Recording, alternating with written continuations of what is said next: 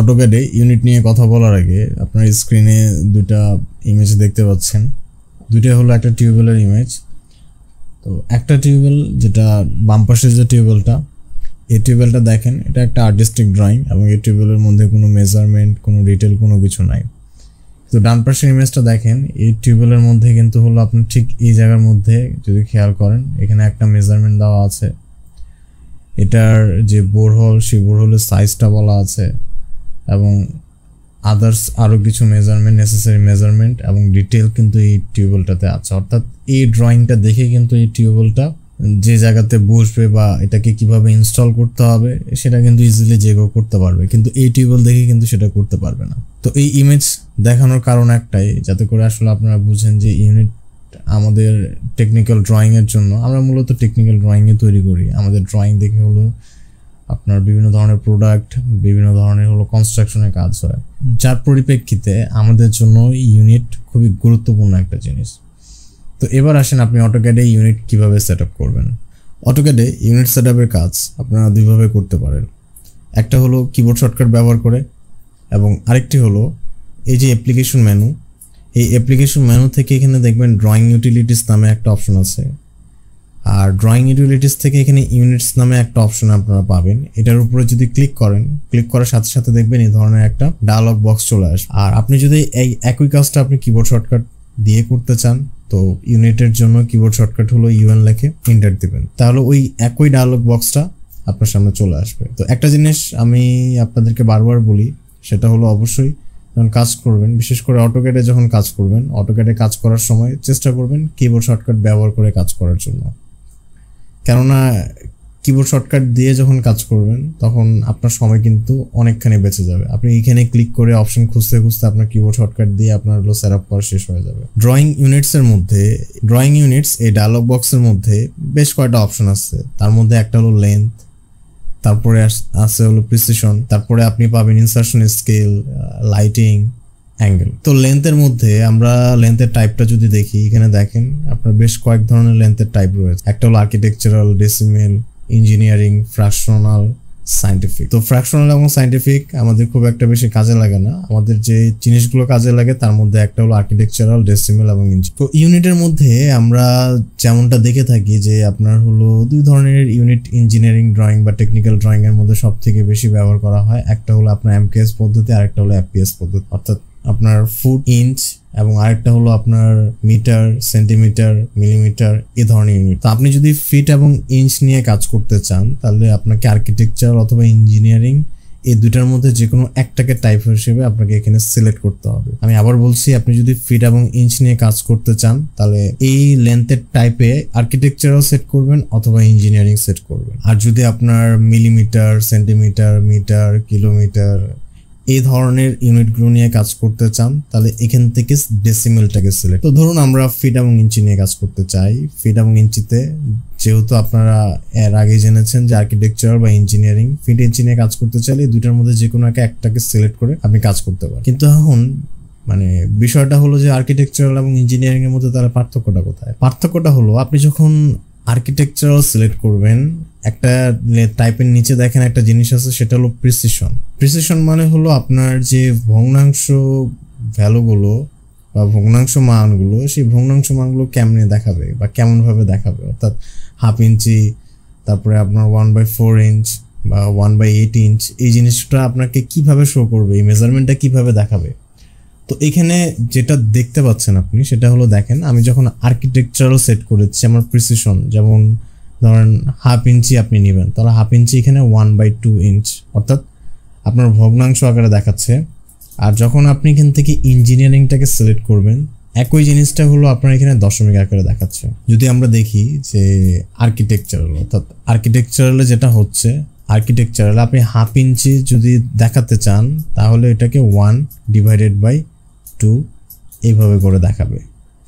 একই মানটা, অর্থাৎ হাফ ইঞ্চির যে মান, এটা যদি ইঞ্জিনিয়ারিং আপনার টাইপ হিসেবে ইঞ্জিনিয়ারিং সিলেক্ট করা থাকে, তাহলে এখান থেকে আপনি 0.5 ইঞ্চ এইভাবে হলো আপনাকে শো করবে, অর্থাৎ মেজারমেন্ট বা আপনার ভ্যালুটা ঠিক এইভাবে দেখাবে। এটার মানে হলো হাফ ইঞ্চি, এটাও হলো কি মানে হলো হাফ ইঞ্চি। অর্থাৎ আর্কিটেকচারাল ভগ্নাংশ আকারে দেখায় আর ইঞ্জিনিয়ারিংয়ে যেটা দেখাবে সেটা হলো দশমিক আকারে।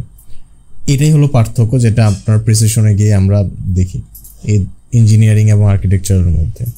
তো ধরুন এখানে আপনি আর্কিটেকচারাল সিলেক্ট করলেন, তারপরে আসলে প্রিসিশনের কাজটা কি? প্রিসিশনের কাজটা হলো আপনার যে ক্ষুদ্রতম যে একটা মান, সেই ক্ষুদ্রতম মানটা কত ঘর পর্যন্ত শো করবে।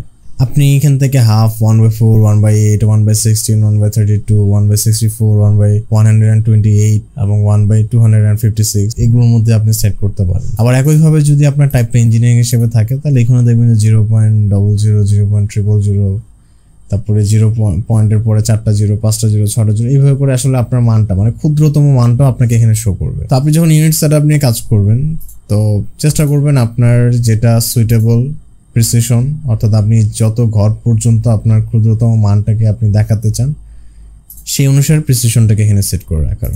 তো আমি এখান থেকে আর্কিটেকচারাল সেট করলাম আর প্রিসিশনটা মোটামুটি আমি এখান থেকে 1/8 ইঞ্চ রাখবো। তারপরে আসেন ইনসারশন স্কেল। এখানে দেখেন যখন আপনি আর্কিটেকচারাল নিয়ে কাজ করবেন এখানে ইঞ্চেস রয়েছে, ফিট রয়েছে, ইউনিট লেস আছে অর্থাৎ কোনো ইউনিট থাকবে না, miles, millimetre, centimetre, metre, kilometre, yards, সব ধরনের যে আপনার এককগুলো পরিমাপের সেই এককগুলো আপনি এখানে পেয়ে যাবেন। তো যখন ফিট এবং ইঞ্চি নিয়ে কাজ করবেন এখানে ফিট এবং ইঞ্চিতে আমরা দুইটা অপশন পাচ্ছি, একটা হলো ইঞ্চিস আর একটা হলো ফিট। তো অবশ্যই ইঞ্চিসটাকে সিলেক্ট করে দিবেন, অর্থাৎ ক্ষুদ্রতম যে অংশটা সেটাকে সিলেক্ট করে দিবেন। কেন করবেন? কেননা যখন ইঞ্চিস সিলেক্ট করে দিবেন আপনি অটোক্যাডে লিখলেন 6, অটোক্যাড বুঝে যাবে যে আপনি তাকে 6 ইঞ্চি বোঝাচ্ছেন। আবার যদি ফিটের সিম্বল দেন 6 ফিট, অর্থাৎ আমরা যদি দেখি একটা জিনিস সেটা হলো আপনার ঠিক 6 ইঞ্চি। আমি যদি 6 ইঞ্চি লিখি এটা হলো 6 ইঞ্চি, অর্থাৎ 6 ইঞ্চি অটোক্যাডকে 6 ইঞ্চি বোঝানোর জন্য আপনাকে 6 এবং এটার সাথে সিম্বলটা দিতে হবে। কিন্তু যখনই আপনি ইনসারশন স্কেল হিসেবে এখানে ইঞ্চেসটাকে সিলেক্ট করে দিচ্ছেন অর্থাৎ আপনার একেবারে প্রাইমারি লেভেলের যে এককটা সেটা ইঞ্চেস থাকতেছে। কারণ আপনি যদি অটোক্যাডে শুধুমাত্র 6 লেখে একটা এন্টার দেন অটোক্যাড বুঝে যাবে যে আপনি তাকে 6 ইঞ্চি মিন করছেন। আবার যদি 6 ফিট লিখতে চান 6 ফিটের সিম্বল হলো এটা। তো আপনি যখন 6 ফিট লিখতে যাবেন তাহলে 6 ফিট লেখার জন্য আপনাকে 6 ফিট অর্থাৎ এই লেখাটা লিখে আপনাকে এন্টার দিতে হবে। অর্থাৎ ডাবল কোটেশন দেওয়ার থেকে অর্থাৎ ইঞ্চেস থেকে দেওয়ার থেকে ইঞ্চেসের সিম্বল দেওয়ার থেকে ফিটের সিম্বল দেওয়াটা ইজি। আপনাকে একবার যে সিম্বলের জন্য কিটা প্রেস করে আপনি এন্টার দিয়ে দেবেন। তো এই কারণেই ইঞ্চেস রাখবেন। আর যদি ফিট রাখেন তাহলে আপনাকে 6 ইঞ্চি বোঝানোর জন্য আপনাকে এইভাবে করে 6 ইঞ্চির সিম্বলটা দিতে হবে। আর যখন ইঞ্চেস রাখতেছেন তখন 6 ফিট এমনি 6 লিখে দিলে অটোক্যাড বুঝে যাবে আপনি তাকে 6 ইঞ্চ বোঝাচ্ছেন। আর যখন ফিট লেন্থে কোনো একটা অবজেক্টকে ড্র করবেন যে এত ফিট তাহলে সেক্ষেত্রে ওই অবজেক্টটার লেন্থের যে ভ্যালুটা সেই ভ্যালুটা দিয়ে ফিটের সিম্বলটা দিতে হবে। আশা করি বুঝাতে পেরেছি। তারপরে যখন আপনার এখান থেকে ডেসিমেল সিলেক্ট করা থাকবে আপনি এখান থেকে মিলিমিটার, সেন্টিমিটার অথবা মিটার যে কোনো ইউনিট নিয়ে যেটা নিয়ে কাজ করতে চান সেটা এখান থেকে সিলেক্ট করে দেবেন। তো আমরা যেহেতু ফিট এবং ইঞ্চি নিয়ে কাজ করতেছি তো অবশ্যই এখান থেকে architectural, precision, insertion scale, inches যেটা ডিফল্ট সেটা রেখে। লাইটিং এটা অবশ্যই ইন্টারন্যাশনাল থাকবে। আর অ্যাঙ্গেল হলো আপনার এখানে দেখবেন অ্যাঙ্গেলেরও বিভিন্ন ধরনের একক আছে, যেমন degree, decimal degrees, degree minute second, grades, radian, surveyor units. তো এক একটা জিনিস এক একটা প্রজেক্টের স্পেশালিটি অনুযায়ী আসলে এখান থেকে সিলেক্ট করা থাকে। তো বেসিক যেটা সেটা হলো ডেসিমেল ডিগ্রিজ। আপনি যদি কোনো একটা সার্ভেইং ড্রয়িং নিয়ে কাজ করেন তাহলে সেক্ষেত্রে এখানে আপনাকে সার্ভে ইউনিটসটাও সিলেক্ট করতে হতে পারে। এটা ছিল আপনার ওভারঅল যে ইউনিট সেটআপ, সেই ইউনিট সেটআপের কাজ। আপনার যখন এখান থেকে আপনি সবগুলো সেটিং এখানে অ্যাপ্লাই করবেন, করার পরে এখান থেকে ওকে বাটন একটা ক্লিক। তারপরে যে জিনিসটা আমরা যদি একটু দেখি আমাদের ড্রয়িংটার আমরা যে ইউনিট সেটআপটা করেছি সেই ইউনিট সেটআপটা ঠিকভাবে কাজ করেছে কিনা। তো এটার জন্য আমি এখান থেকে একটা লাইন নিলাম। আর লাইন নেওয়ার পরে যখন দেখেন আমি লাইনটাকে ড্র করছি, ড্র করার পরে এখানে ঠিক এই জায়গায় আমার এই যে লাইনটা, এই লাইনটার লেন্থ কতটুকু এটা কিন্তু আমাকে এখানে দেখাচ্ছে যে বর্তমানে লাইনটা কত আছে 1 ফিট 3 ইঞ্চি। এটাকে যদি আমি আরেকটু ড্র্যাগ করি তাহলে দেখবেন যে আপনার প্রিসিশনটা দেখাচ্ছে। আর প্রিসিশন সর্বোচ্চ আপনার দেখাচ্ছে হলো কত আমার 5/8 বা 1/8 যেটা আমি সেট করেছিলাম সেটাই কিন্তু এখানে আমাকে শো করছে। এখন এখান থেকে আমি যদি শুধুমাত্র 10 লিখে একটা এন্টার দিই, শুধুমাত্র 10 লিখে একটা এন্টার দিই, দেওয়ার পর এখানে দেখবেন যে এই যে লাইনটা, এই লাইনটার যদি আমি একটা মেজারমেন্ট নিই এই লাইনটা 10 ইঞ্চি শো করবে। শুধুমাত্র 10 লিখে এন্টার দিয়েছিলাম, কোনো ইঞ্চেসের কোনো সিম্বল দেয়নি। 10 লিখে এন্টার দেওয়ার কারণে অটোকেট কিন্তু বুঝে গিয়েছে তাকে আমি 10 ইঞ্চি বোঝাচ্ছি, কেননা ইউনিট সেটআপে আমার ইনসারশন স্কেলটা ছিল ইঞ্চি সেট করা। সেম আরেকটা লাইন আমরা যদি 10 ফিটে অঙ্কন করতে চাই তাহলে কিবোর্ড থেকে 10 লিখে ফিটের সিম্বলটা দিয়ে একটা এন্টার দিতে হবে, তাহলে দেখবেন যে ঠিক একটা 10 ফিটের লাইনও এখানে ড্র হয়ে যাবে। আপনি যদি এই উপরের লাইনটাকেও মেজারমেন্ট দিয়ে দেখেন, মেজারমেন্ট দিয়ে দেখতে পারবেন এটা 10 ফিটের একটা লাইন। তারপর একটা জিনিস আসেন, সেটা হলো যে এই যে অটোক্যাডের যে ড্রয়িং স্পেস বা ওয়ার্কিং স্পেস আপনারা এটাকে যেটাই বলেন না কেন, এই ড্রয়িং স্পেসটা হলো আপনার একেবারে ইনফিনিটি, মানে অসীম, অর্থাৎ এটার কোনো একেবারে সীমা নাই, কোনো মানে বাউন্ডারি নেই, এটা অসীম। আপনি জুম আউট করতে থাকবেন কিন্তু এটার কোনো শেষ আপনি খুঁজে পাবেন না। তো অনেক সময় এমন হয় আমরা কাজ করতে গিয়ে আপনার একটা সমস্যা ফিল করি, যখন আমাদের ড্রয়িং এর মধ্যে বেশ কিছু অবজেক্ট থাকে, অবজেক্ট থাকতে থাকতে এটা কাজ করতে করতে অনেক সময় এটা হারিয়ে যায়। হ্যাঁ, এটা হারাতে পারে, স্বাভাবিক। তো এটার জন্য আপনার লিমিটটা ব্যবহার করা হয়, যে স্পেসটাকে আসলে লিমিট মানে মোটামুটি একটা ফ্রেমের মধ্যে রাখা, ওটার বাইরেও আরো অবজেক্ট থাকবে। যেমন আমাদের পৃথিবী, মহাশূন্যের মধ্যে কিন্তু পৃথিবী অনেক কিছু কিন্তু হলো তার মধ্যে হলো আপনার নিয়ে আছে, মানুষ, গাছপালা, মাটি, অনেক কিছু নিয়ে আছে। তো ঠিক এরকমই আমরা আমাদের এই যে অসীম একটা ওয়ার্কিং স্পেস, এই অসীম ওয়ার্কিং স্পেসের মধ্যে আমরা ছোট্ট একটা ক্ষেত্র নিয়ে নেবো। এটাই হলো লিমিটের কাজ, যাতে করে আমাদের কোনো সময় কোনো ড্রয়িং বা কোনো কিছু যদি হারিয়ে যায় আমরা যাতে খুব ইজিলি সেটাকে খুঁজে বের করতে পারি, খুব সহজে সেটাকে খুঁজে বের করতে পারি। এছাড়াও আপনার যদি কোনো সময় ড্রয়িং হারিয়ে যায়, আপনি যেটা করবেন, মাউসের যে চাকাটা আছে, এই চাকাটার উপরে 2বার প্রেস করবেন। 2বার প্রেস করলে দেখবেন যে আপনার ড্রয়িংটা জুম ইন হয়ে চলে আসে আপনার সামনে। তো এবার আসুন আমরা আসলে লিমিট কিভাবে কাজ করে বা লিমিট কিভাবে সেট আপ করতে হয় সেটা দেখি। লিমিট সেট আপ করার জন্য আপনি কিবোর্ড থেকে লিখবেন LIMITS লিমিটস দিয়ে এন্টার দেবেন। দেওয়ার পর এখানে reset model space limits specify lower left corner, অর্থাৎ ঠিক এই জায়গাটাকে স্পেসিফাই করতেছে, অর্থাৎ এটা হলো স্টার্টিং পয়েন্ট। আপনার যে ক্ষেত্রটা স্টার্টিং পয়েন্টটা কোথায় হবে।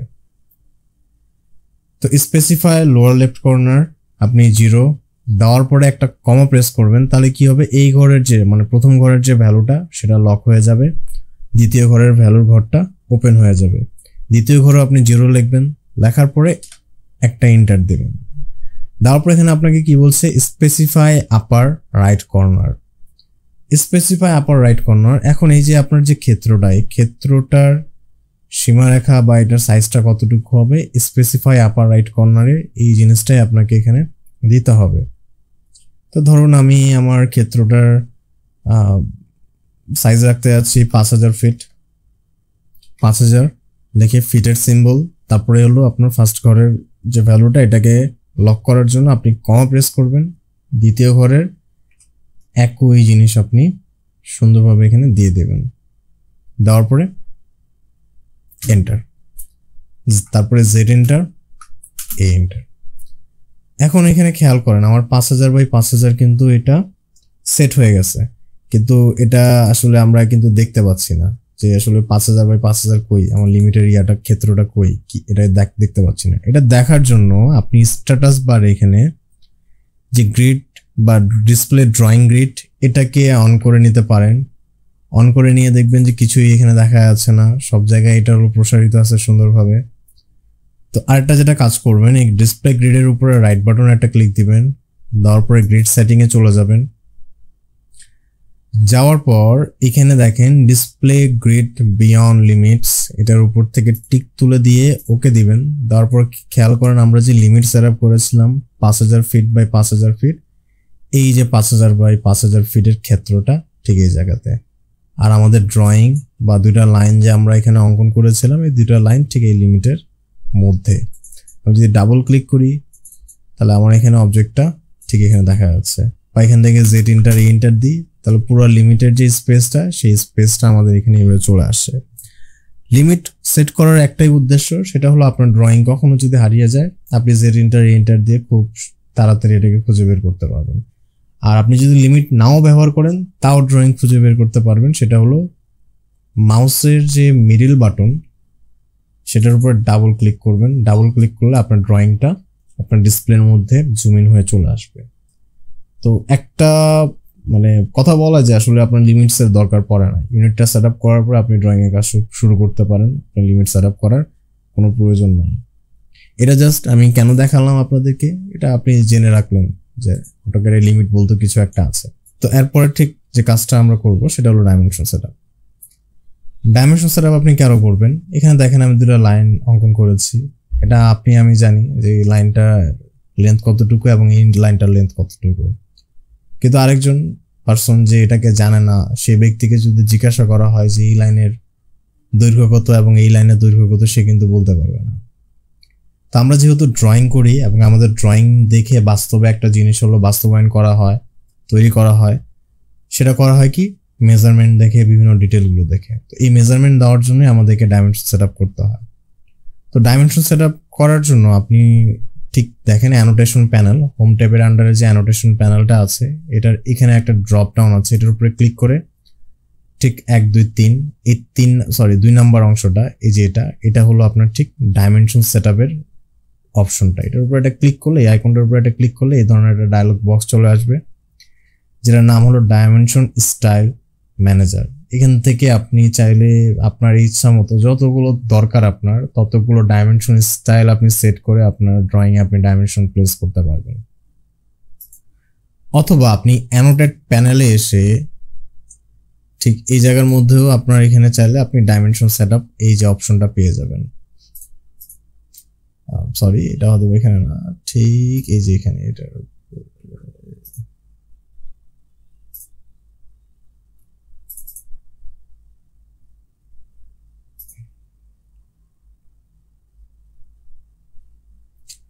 এছাড়াও আপনি অ্যানোটেট ট্যাবের উপরে ক্লিক করে ঠিক এখানে খেয়াল করেন স্ট্যান্ডার্ড, অর্থাৎ আমাদের বর্তমান যে ডাইমেনশন স্টাইল যেটা সেট করা আছে বা কারেন্ট করা আছে, এটা হলো, এটার নাম হলো স্ট্যান্ডার্ড। এই সেম স্ট্যান্ডার্ড জিনিসটা এখানে আছে। আপনি যদি এখানে একটা ক্লিক করার পর এখানে দেখবেন ম্যানেজ ডাইমেনশন স্টাইল। তো আমাদের এই যে ফাইল, এই ফাইলের মধ্যে দুটা ডাইমেনশন স্টাইল আছে, একটা নাম হলো অ্যানোটেটিভ আর একটা নাম হলো স্ট্যান্ডার্ড। তার নিচে আছে ম্যানেজ ডাইমেনশন স্টাইল। এটার উপরে যদি আপনি ক্লিক করেন তাহলে ডাইমেনশন স্টাইল ম্যানেজারটা আবার আপনার সামনে চলে আসবে, অর্থাৎ এখান থেকেও আপনি ডাইমেনশন স্টাইল ম্যানেজারটাকে অ্যাক্সেস করতে পারেন। আরেকটা হলো খুবই শর্টকাট, সেটার নাম হলো কিবোর্ড শর্টকাট। কিবোর্ড শর্টকাটে আপনি কিবোর্ড থেকে যদি ডি লিখে একটা এন্টার দেন, তা তবুও আপনি ডাইমেনশন স্টাইল ম্যানেজারটা এখানে পেয়ে যাবেন। তো আসুন আমরা একটা ডাইমেনশন স্টাইল সেট করব। আমাদের ফার্স্ট ডাইমেনশন স্টাইল হবে এটা। তো ডাইমেনশন স্টাইল ম্যানেজার থেকে আপনি যেটা করবেন, একটা নতুন ডাইমেনশন স্টাইল ক্রিয়েট করবেন। আমি ক্রিয়েট করছি সেশন নাম্বার 2 নামে একটা ডাইমেনশন স্টাইল, তবে এটা প্রফেশনাল ওয়ে না, প্রফেশনাল ওয়ে হলো অন্যরকম। তো সেশন নাম্বার 2 এটা জাস্ট সিলেক্ট করে আপনি যদি এন্টার দেন, দেওয়ার পর এখানে দেখবেন যে আরেকটা নতুন ডায়লগ বক্স এবং এখানে অনেকগুলো অপশন আপনি পেয়ে যাবেন।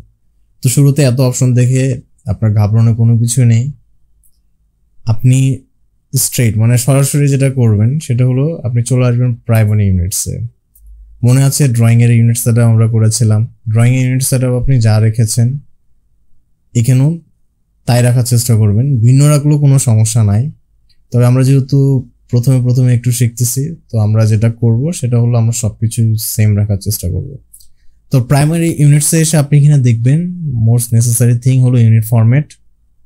ইউনিট ফরম্যাট থেকে আপনি এটাকে আপনার যে ইউনিট সেটআপে যা রেখেছিলেন সেটা করে দিবেন, অর্থাৎ আর্কিটেকচারাল প্রিসিশনটাও একই রাখবেন। এখানকার কাজ এতটুকুই। তারপরে যে কাজটা করবেন সেটা হলো আপনার টেক্সট নিয়ে কাজ করতে পারেন, যেমন টেক্সটের হাইট।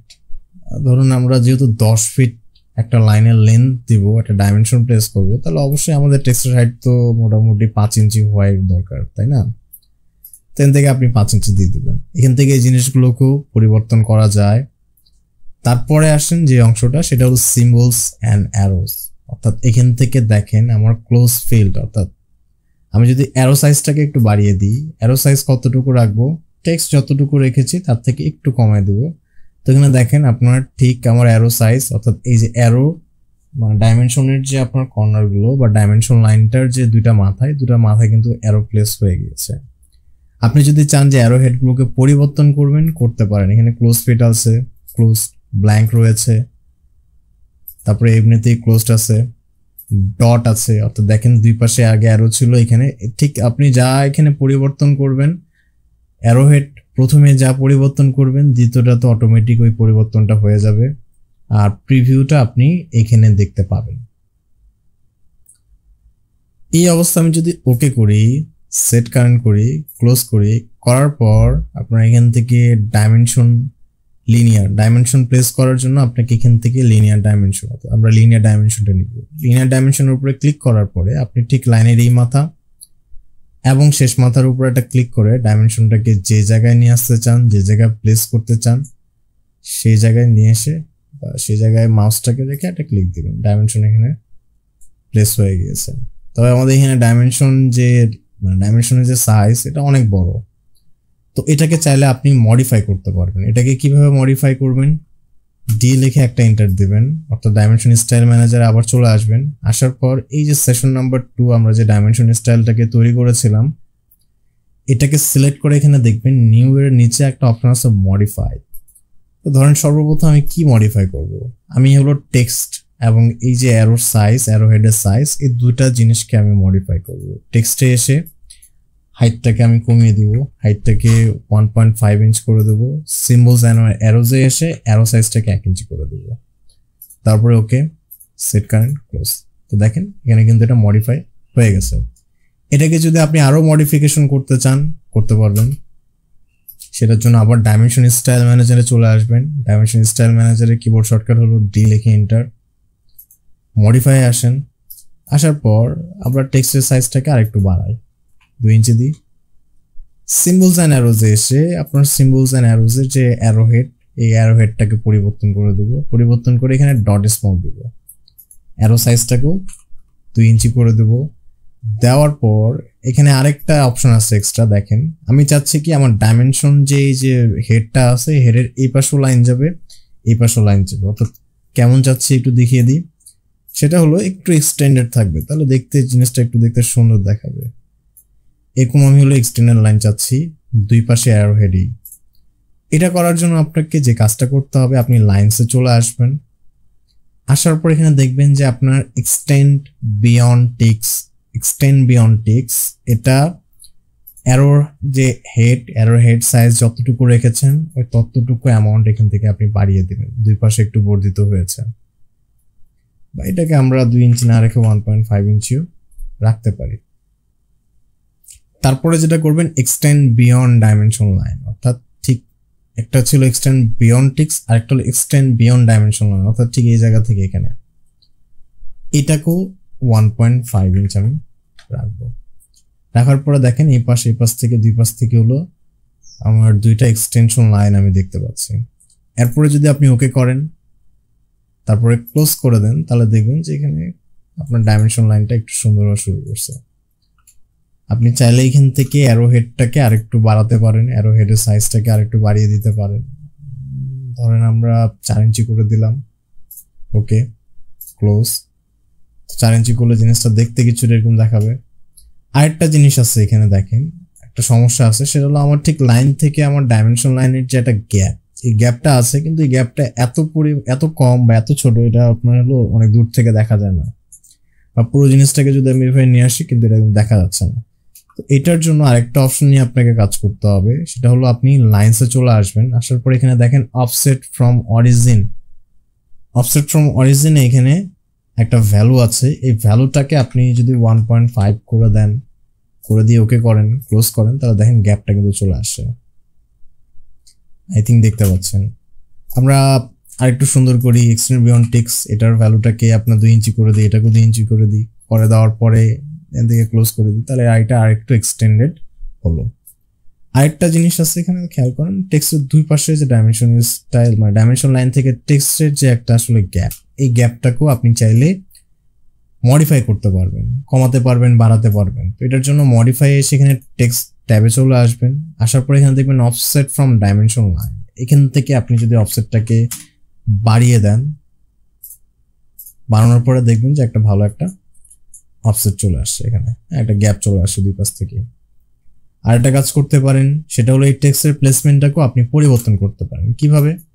সেটার জন্য মডিফাই এসে টেক্সট ট্যাবে থাকা অবস্থায় এটা দেখেন টেক্সট প্লেসমেন্ট ভার্টিক্যালি এটা সেন্টার আছে, হরিজন্টালি এটা সেন্টার আছে।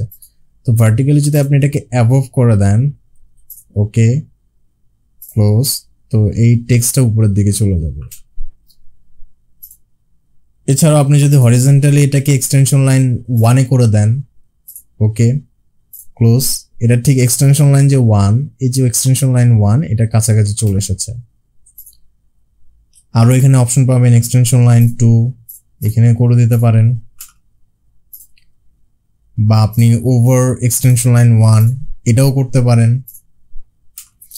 তখন ঠিক এইভাবে করে একটা প্রিভিউ বা এইভাবে আপনার ডাইমেনশনটা শো করবে।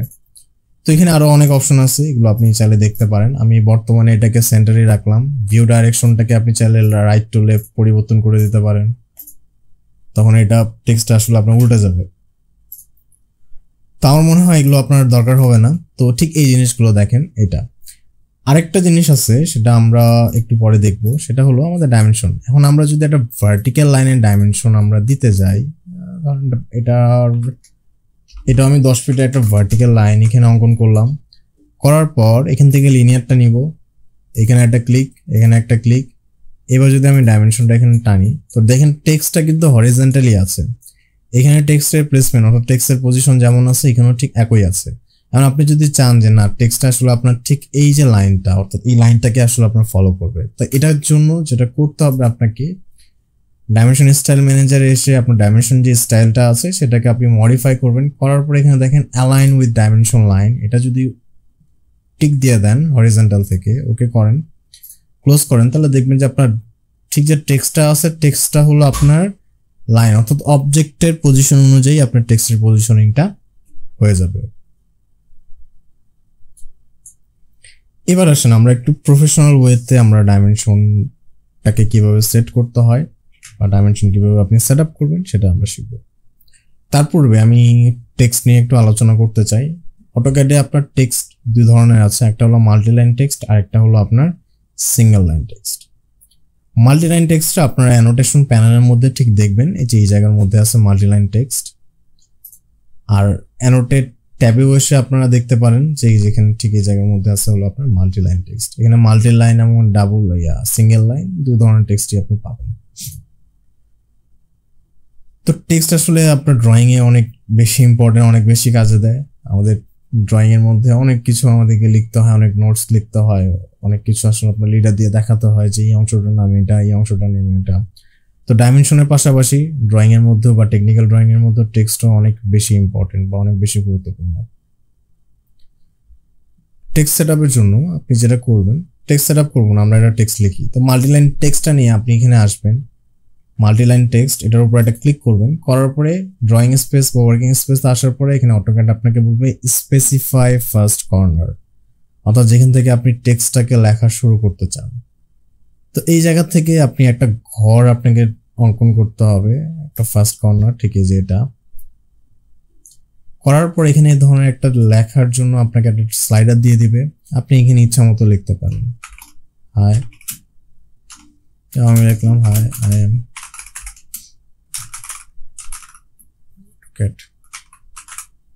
today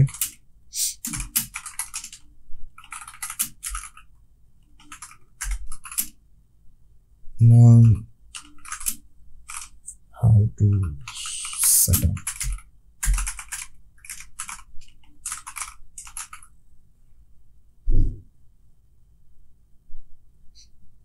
ওকে।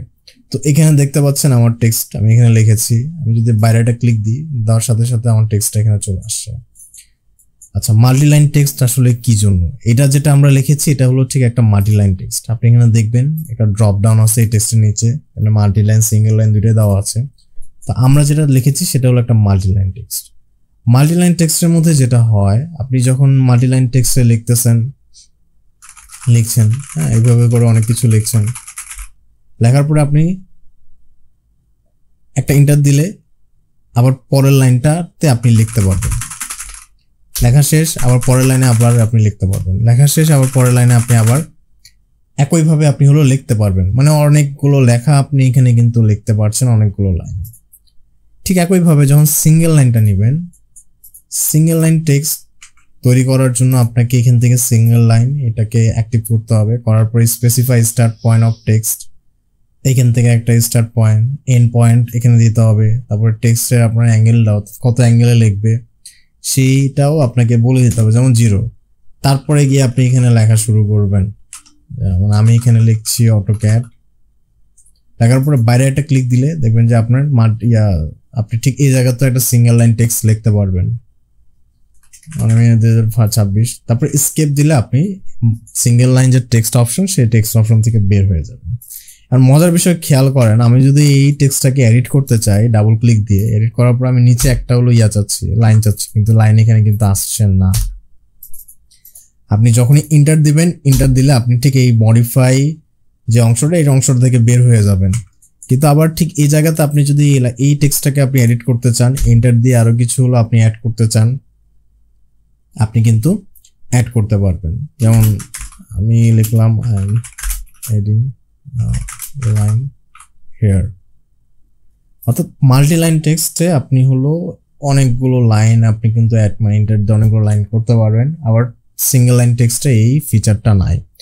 এছাড়াও মাল্টি লাইন টেক্সটের ফিচার অনেক, হ্যাঁ, সেটা হলো আপনি যদি চান যে টেক্সটের যে বা লেখার যে ফন্ট সেই ফন্টটাকে আপনি পরিবর্তন করবেন, তো এখান থেকে আপনি এই অপশনটা পাবেন।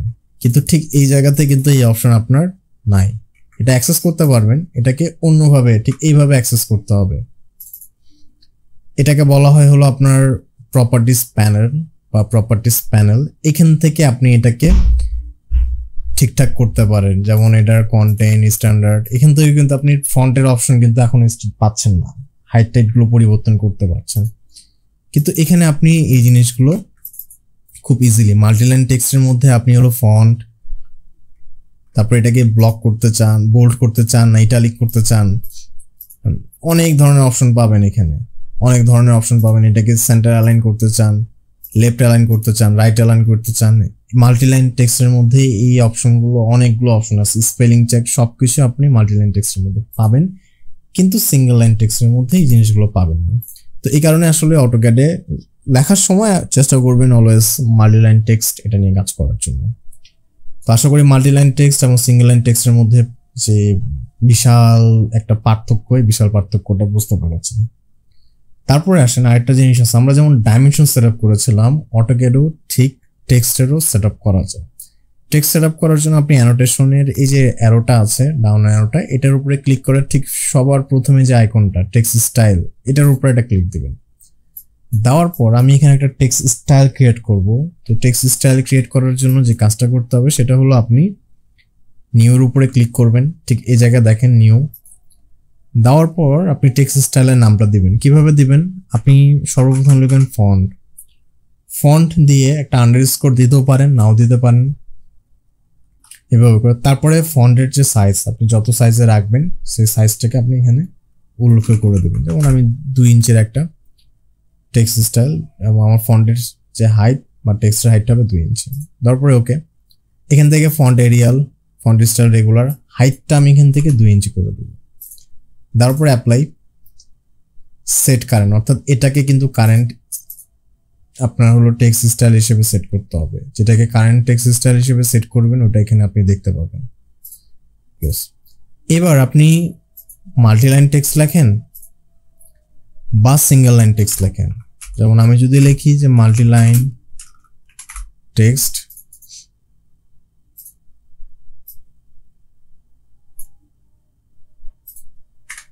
তো খেয়াল করছেন এই যে এখানে যে ফন্ট এরিয়াল সাইজ কত আছে 2 ইঞ্চি। আমি কিন্তু এখান থেকে সাইজ বা কোনো কিছু কিন্তু পরিবর্তন করে দিই। এছাড়াও আপনি যদি এখান থেকে সিঙ্গেল লাইন টেক্সটও লেখেন, ধরেন এটা আমি 5 ইঞ্চি রাখছি, লেখার পর আমি লিখলাম, লেখার পর সেম একইভাবে এটাকে যদি আপনি সিলেক্ট করেন 1 দেন, এটারও কিন্তু স্টাইল মানে কোন টেক্সট স্টাইলের আন্ডারে এই টেক্সটগুলো তৈরি হচ্ছে, এটা হলো ঠিক এই টেক্সট স্টাইলের আন্ডারে এই টেক্সটগুলো আমি লিখেছি।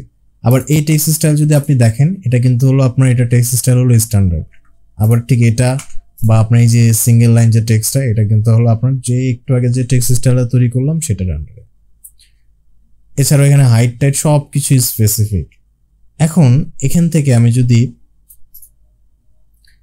টেক্সট স্টাইল সেটআপ, এটার কিবোর্ড শর্টকাট হলো আপনি যদি কিবোর্ড থেকে এসটি লেখেন, এসটি লিখে এন্টার দেন, তাহলে টেক্সট স্টাইল সেটআপের যে ডায়ালগ বক্স, সেই ডায়ালগ বক্সটা আপনার সামনে চলে আসবে। মানে এরিয়াল টু ইঞ্চ, এখান থেকে যদি আপনি ফন্টটাকে পরিবর্তন করে দেন, ধরেন যে কোনো একটা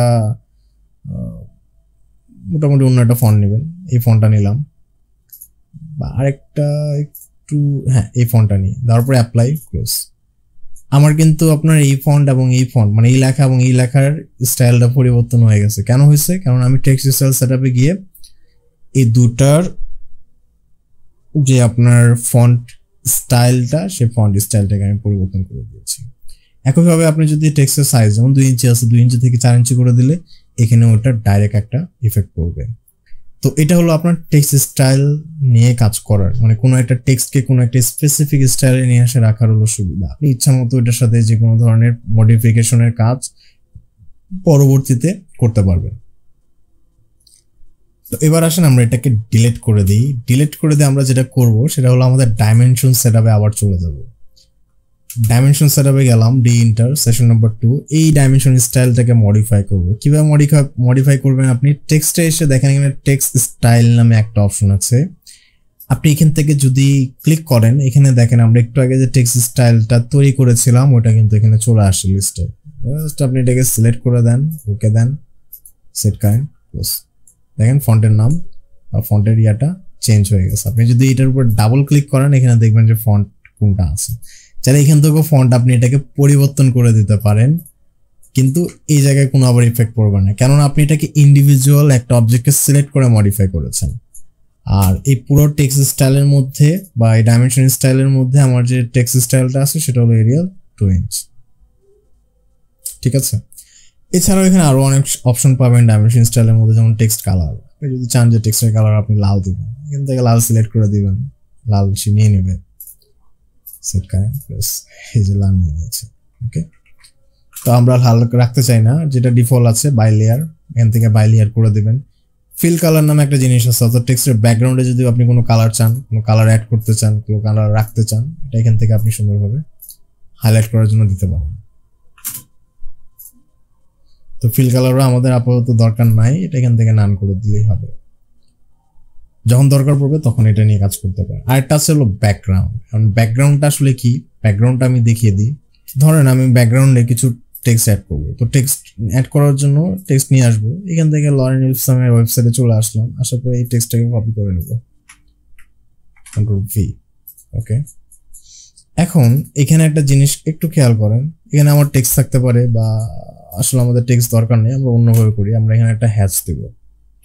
তো হ্যাশ দেওয়ার জন্য আমি এখানে একটা রেক্ট্যাঙ্গেল নিয়ে নিলাম, নেওয়ার পর কিবোর্ড থেকে এইচ লিখবো। এটা আমি পরে আপনাদেরকে দেখিয়ে দিব, কোনো সমস্যা নাই, আপনারা এখন দেখেন শুধু এটা।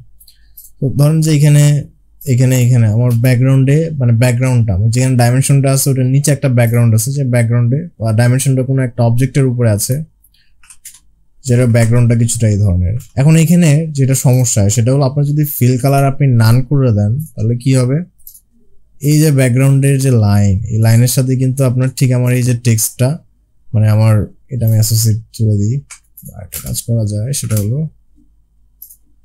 ঠিক এইভাবে। ওকে, এবার দেখেন, এবার কিন্তু আমার এখানে ডাইমেনশনের টেক্সট, আমার হলো অবজেক্ট, এগুলো এক একটা মানে সবগুলোই কিন্তু কেমন, মানে একটা আরেকটার সাথে ওভারল্যাপ। আমার ডাইমেনশনের টেক্সটটা কিন্তু ভালোভাবে বোঝা যাচ্ছে না।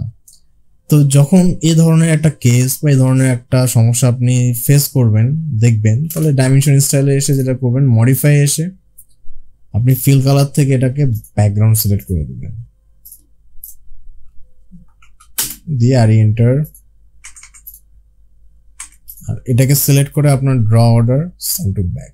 তাহলে দেখবেন যে আপনার ঠিক কি, যে টেক্সটটা, আপনি টেক্সটটা কিন্তু খুব সুন্দরভাবে দেখতে পাচ্ছেন, পড়তে পারছেন। অথবা ব্যাকগ্রাউন্ড না রেখে আপনি যদি অন্য কোনো একটা কালার এখানে সেট করতে চান সেটাও করতে পারেন, তাহলে আপনার ডাইমেনশনটার যে টেক্সটটা, সেই টেক্সটটা খুব সুন্দরভাবে হাইলাইটেড হবে।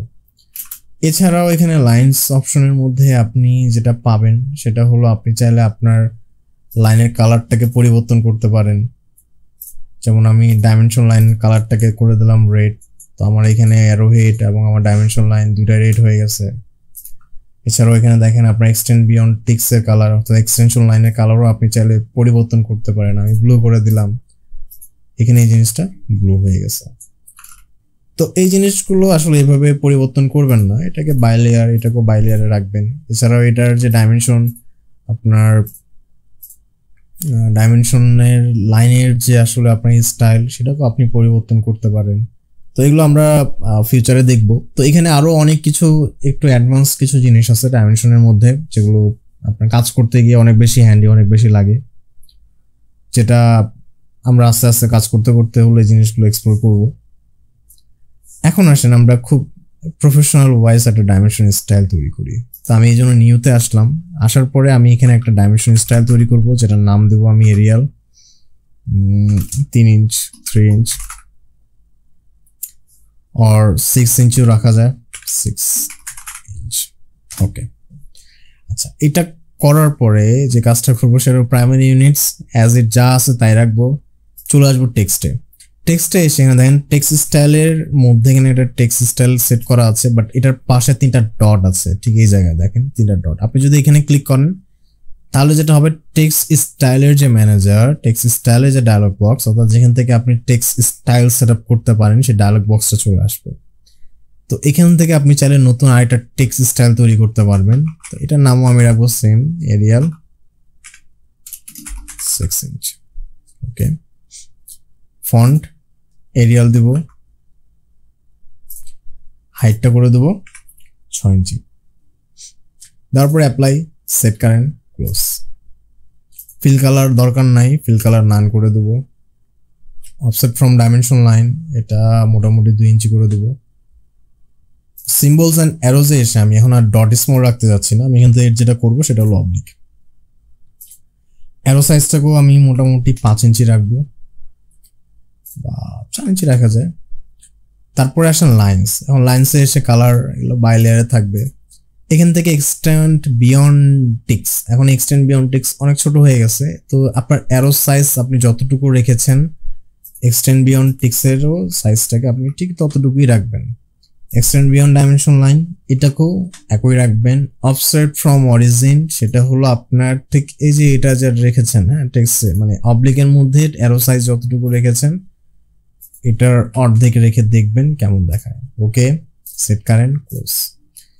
এবার আমি যদি এখানে একটা 20 ফিটের লাইন অঙ্কন করি, করার পরে লিনিয়ার এখান থেকে ডাইমেনশনটাকে টানি, টানার পর ঠিক দেখবেন যে আমাদের ডাইমেনশন লাইনটা কিছুটা দেখতে এই ধরনের, মানে ঠিক এখানে ছিল আপনার ডট, এখানে চলে আসছে অবলিক, বা ঠিক এটা দেখতে এরকম। তো আপনি হলো ডট বা অবলিক দুইটার মধ্যে যে কোনো একটাই ব্যবহার করতে পারেন আর্কিটেকচারাল ড্রয়িং এর ক্ষেত্রে, স্ট্রাকচারাল ড্রয়িং এর ক্ষেত্রেও।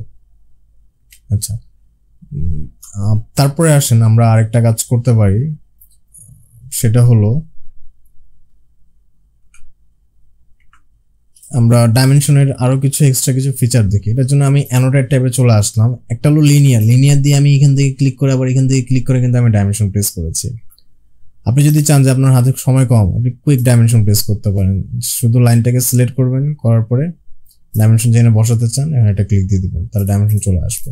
ওকে, তারপরে আসেন ডাইমেনশনের আরো কিছু এক্সট্রা কিছু জিনিস আছে, যেমন ঠিক এই যে অ্যানোটেশন প্যানেলের মধ্যে আপনার ঠিক এই জায়গায় যদি ক্লিক করেন এখানে দেখবেন linear, aligned, angular, arc length, radius, diameter, এ ধরনের কিছু অপশন এখানে আছে। আমি এখানে একটা লাইন অঙ্কন করলাম, যে লাইনটা 15 ফিটের একটা স্ট্রেট লাইন, আর একটা লাইন অঙ্কন করব, এই লাইনটা একটু বাঁকানো থাকবে। আরেকটা জিনিস করব সেটা হলো এখান থেকে একটা ঠিক এই ধরনের একটা জিনিস রাখবো, একটা সার্কেল তৈরি করব, এখানে একটা সার্কেল তৈরি করি। তো এগুলা কিভাবে তৈরি করতে এগুলো আমরা দেখবো। তো এখন আসেন, এবার আমি যদি এই অবজেক্টটার ডাইমেনশন আমি দিই এখান থেকে এইভাবে, তো এটা আমি ডাইমেনশন দিতে পারছি 15 ফিট। এখন এই লিনিয়ার দিয়ে যদি আপনি এটার ডাইমেনশন দিতে চান দিতে পারবেন? এটা ডাইমেনশন কি আসলে একুরেট দেখাচ্ছে না। অর্থাৎ এখানে যেটা দেখাচ্ছে সেটা হলো এই যে পয়েন্ট এবং এই পয়েন্ট, এই দুইটা পয়েন্টের মধ্যবর্তী দূরত্ব বা ডিস্টেন্সটা কতটুকু। এখন যে কোনো অ্যালাইন লাইনের যদি ডাইমেনশন আপনি দিতে চান তাহলে আপনার লিনিয়ার দিয়ে কাজ হবে না। লিনিয়ার কি, যেটা আপনার হলো একেবারে ভার্টিক্যাল থাকবে 90 ডিগ্রিতে, অথবা 180 ডিগ্রিতে থাকবে বা 0 ডিগ্রিতে থাকবে, হরিজন্টাল থাকবে, সেই ধরনের অবজেক্টগুলোকে আপনি লিনিয়ার দিয়ে খুব সহজেই ডাইমেনশন দিতে পারবেন। কিন্তু এই ধরনের অ্যাঙ্গুলার যে লাইন সেটাকে আপনি এভাবে ডাইমেনশন দিতে পারবেন না। এটাকে ডাইমেনশন দেওয়ার জন্য এটার উপরে ক্লিক করে এখানে অ্যালাইনের উপরে ক্লিক করতে হবে, ফার্স্ট পয়েন্ট, সেকেন্ড পয়েন্ট, তারপর আপনি ডাইমেনশনটা প্লেস করলে এই যে লাইনের দৈর্ঘ্য, এই দৈর্ঘ্যটা আপনি এখানে দেখতে পাবেন। তারপরে ঠিক যেটা আছে সেটা হলো অ্যাঙ্গুলার, অর্থাৎ এই লাইন আর এই লাইনের মধ্যে অ্যাঙ্গেলটা কতটুকু। তো এটা দেখার জন্য প্রথম লাইনটাকে সিলেক্ট করবেন, দ্বিতীয় লাইনটাকে সিলেক্ট করবেন। তো এই দুটো লাইনের মাঝামাঝি যে দূরত্ব মানে দৈর্ঘ্য মানে আপনার হলো কত অ্যাঙ্গেলে আছে, কত ডিগ্রি অ্যাঙ্গেলে আছে সেটা এখানে দেখাবে। তারপরে কি আছে, আর্ক লেন্থ। তো একটা আর্ক আমরা এখানে তৈরি করে নিই, ধরেন এটা একটা আর্ক। তো এই আর্কের যদি লেন্থ আপনি ফাইন্ড আউট করতে চান, এটার উপরে ক্লিক করে ঠিক এখানে একটা প্লেস করতে হবে। তো এটার এই আর্ক লেন্থটা কত, 71 ফিট 11 ইঞ্চি, 1/16 ইঞ্চ আছে, তাই না? এই আর্কটাকে যদি আমি কমাই দিলে দেখবেন ডাইমেনশনটাও এখানে কমে যাবে, মানে এটা অ্যাকচুয়ালি এটার সাথে হলো আপনার ঠিক স্টিক হয়ে আছে। আর এখানে একটা আর্ক সিম্বল দেখাচ্ছে, আপনি যদি চান যে এই সিম্বলটা দেখাবে না, তাহলে এই ডাইমেনশন স্টাইলটাকে আপনি মডিফাই করে এখানে সিম্বলস অ্যান্ড অ্যারোজে এসে এখানে দেখবেন যে আপনার আর্ক লেন্থ সিম্বল, এটা নান করে দিলেই আর্ক লেন্থের সিম্বলটা দেখাবে না। তারপরে কি আছে, রেডিয়াস, অর্থাৎ এই লাইনটার রেডিয়াস, এই বৃত্তটার রেডিয়াস কত। তারপরে আছে হলো আপনার ডায়ামিটার, ঠিক এই বৃত্তটার ডায়ামিটার কত, অর্থাৎ এই জিনিসগুলো আপনি এখান থেকে প্লেস করতে পারবেন। তারপর আরো কিছু দুটো অপশন আছে, যে দুটো অপশন আমাদের কাজে লাগে, অনেক সময় লাগে না, তো এটা আমরা পরবর্তীতে হলো দেখব। তো ঠিক ডাইমেনশন অটোক্যাডের মধ্যে এইভাবে কাজ করে, টেক্সট স্টাইল এভাবে কাজ করে। আরেকটা যেটা জিনিস সেটা হলো আমরা যেটা দেখলাম যে অবজেক্ট স্ন্যাপ। অবজেক্ট স্ন্যাপ হলো কি, আপনার কোনো একটা অবজেক্টকে আপনি ড্র করতে যাচ্ছেন, যেমন এখানে খেয়াল করেন আমি এই লাইনটার মিড পয়েন্ট চাচ্ছি বা এই লাইনটার মিড পয়েন্ট চাচ্ছি, ঠিক এই লাইনটা, কিন্তু আমি মিড পয়েন্ট কিন্তু পাচ্ছি না, পাচ্ছি এন্ড পয়েন্ট দেখাচ্ছে, আরেকটা পাশে যদি রাখি এন্ড পয়েন্টটা দেখাচ্ছে। তো এটা না দেখানোর কারণ হলো আপনার অবজেক্ট স্ন্যাপের সেটিংসের সমস্যা থাকা। অবজেক্ট স্ন্যাপ পরিবর্তন করার জন্য আপনি কিবোর্ড থেকে ওএস লিখে একটা এন্টার দেবেন, দেওয়ার পর এখানে দেখেন অবজেক্ট স্ন্যাপ অন, এটা যদি অফ থাকে অবজেক্ট স্ন্যাপ কাজ করবে না। আমরা একটু আগে দেখেছিলাম, ধরেন এটাকে অন রেখেই দেখাই, আমি যদি লাইন নিই তো আমার ঠিক এখানে এই পয়েন্টটার মধ্যে কিন্তু হলো অটোমেটিক স্ন্যাপ করতেছে এটার মধ্যে। আমি যদি এখানে পয়েন্টের উপরে ক্লিক করে আমি যদি একটা লাইন অঙ্কন করি, তাহলে কিন্তু আমার ঠিক এক্স্যাক্ট এই পয়েন্ট থেকে আমার লাইনটা অঙ্কন হবে। কিন্তু আপনি যখন অবজেক্ট স্ন্যাপটাকে অফ করে রাখবেন, এখান থেকে এই যে অ্যাপ 3 এটার উপর থেকে টিকটা তুলে দিই, এবার দেখি কি হয়।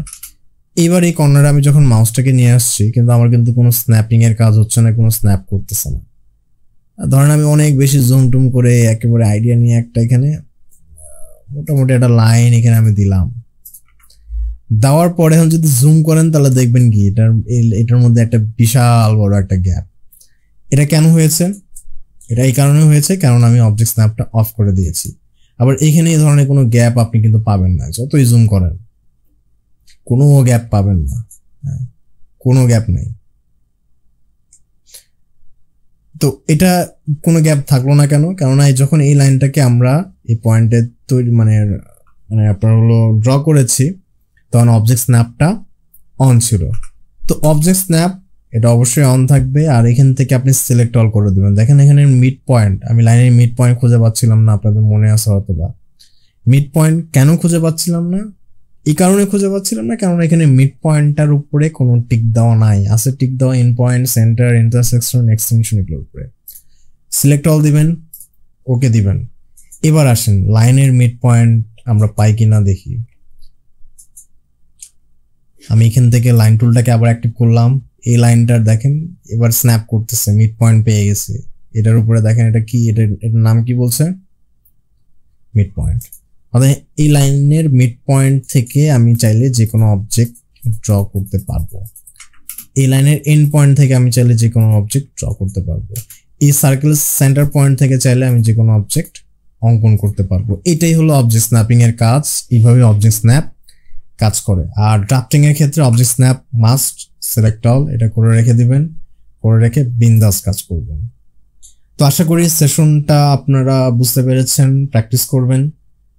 এবং প্র্যাকটিস করে আসলে কোনো সমস্যা হলে এটা অবশ্যই জানাবেন। দেখা হচ্ছে পরবর্তী সেশনে।